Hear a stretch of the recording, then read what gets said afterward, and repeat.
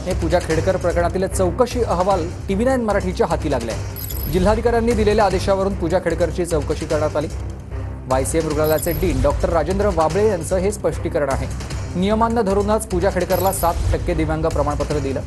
YCMचे dean doctor Rajendra Wable यांचं हे स्पष्टीकरण आहे।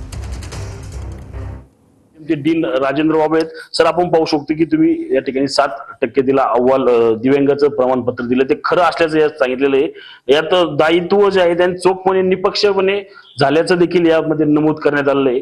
काय नक्की प्रकरण आहे?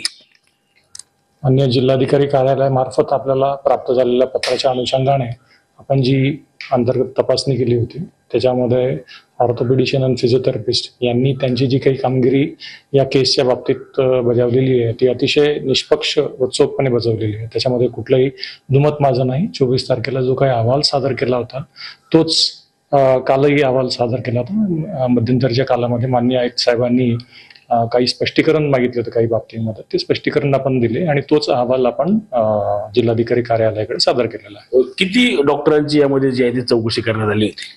त्याच्यामध्ये दोन एक ऑर्थोपेडिशियन डॉक्टर आहे आणि एक फिजिओथेरपिस्ट डॉक्टर आहे ज्यांनी डॉक्टर पूजा खेडकर यांची तपासणी केली होती। रणजित जाधव, TV9 मराठी, पिंपरी चिंचवड।